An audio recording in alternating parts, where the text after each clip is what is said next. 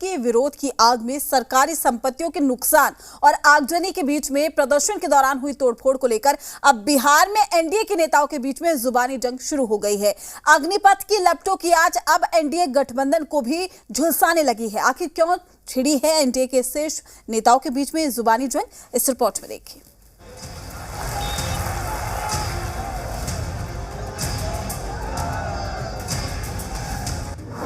बिहार की सियासत में अग्निपथ पर आर पार, बीजेपी के आरोपों पर जेडीयू का पलटवार, अग्निपथ पर एनडीए की अग्नि परीक्षा।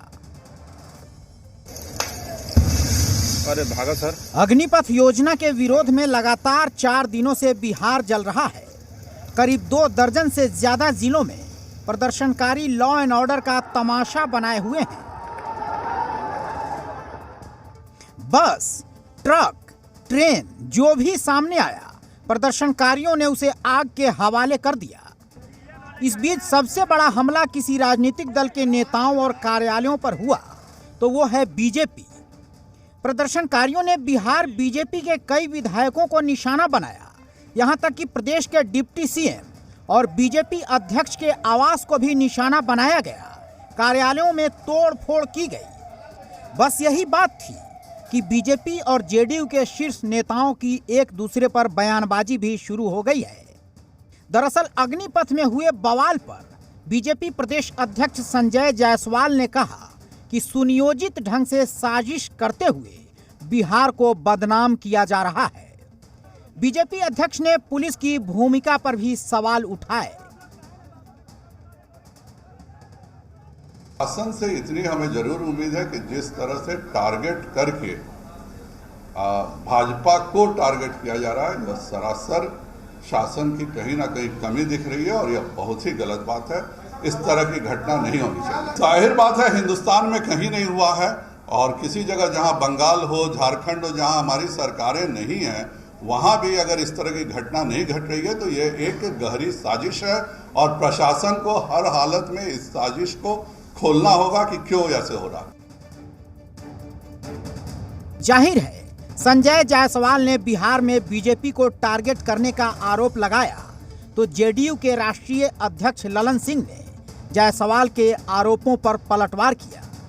ललन सिंह ने कहा कि अग्निपथ को लेकर सेना भर्ती के अभ्यर्थियों की आशंका को भारतीय जनता पार्टी को समझना चाहिए और उसे दूर करना चाहिए, लेकिन उसकी जगह वो प्रशासन पर आरोप लगा रहे हैं।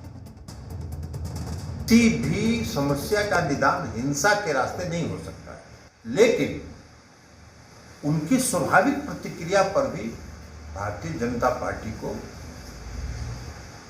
एड्रेस करना चाहिए। उनकी मन की जो आशंका है उसको दूर करना चाहिए। उसके बजाय वो प्रशासन पर आरोप लगा रहे हैं। और अगर यही बात है तो भारतीय जनता पार्टी शासित जो प्रदेश है, उत्तर प्रदेश में, हरियाणा में, मध्य प्रदेश में, कई अन्य राज्यों में हिंसक घटनाएं हो रही हैं। वहां क्यों नहीं लोग गोली चलवा दे रहे हैं? मरवा दें हजारों लोगों को। वहां की सरकारों को, संजय जायसवाल जी को कहना चाहिए कि वहां की सरकारों को चाहिए कि सबको गोली से उड़ा दो। तो इस तरह की प्रतिक्रिया जो है वो दर्शाता है कि वो संतुलित नहीं है। जाहिर है बिहार की सियासत में अग्निपथ पर जेडीयू और बीजेपी में आर पार की जंग जारी है और आरोप प्रत्यारोपों के बीच अग्निपथ पर एनडीए की अग्नि परीक्षा हो रही है। ब्यूरो रिपोर्ट, जी मीडिया। वहीं अग्निपथ पर आर पार को लेकर राजनीतिक प्रतिक्रियाएं भी सामने आई है। कहीं ना कहीं इस पूरे प्रकरण को देख करके हमारा यही मानना है कि ये फैसला जल्दबाजी में लिया गया। अगर एक मुश्त ये सारे ऐलान सभी राजनीतिक दलों को विश्वास में लेकर, नौजवानों को विश्वास में लेकर के अगर किए गए होते तो इसकी व्यापक प्रतिक्रिया इस कदर नहीं होती। इसलिए कि ये देश के अलग अलग हिस्सों में एक स्वतः स्फूर्त आंदोलन के तौर पर उभरा और कुछ गुमराह तत्वों ने आंदोलन को हिंसात्मक बनाने की कोशिश की है। इसलिए ये बार बार जो थोपने की प्रवृत्ति है, बजाय इसके संवाद बढ़ाने की जरूरत है एनडीए सरकार को। पहली बात तो ये आपको स्पष्ट तौर पे कहूं कि सरकार के कहे की कोई विश्वसनीयता नहीं रह गई है। और इस देश में डेमोक्रेटिक नॉर्म्स कितना है उसका हमने किसान आंदोलन के दौरान देखा था।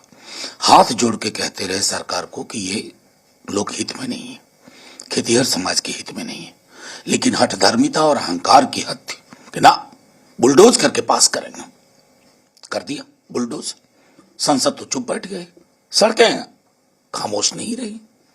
और आप अग्निपथ पे भारतीय जनता पार्टी और जेडीयू का लड़ाई एक दिखावा मात्र नहीं है, ये दोनों के अगलाव का ये नींव है।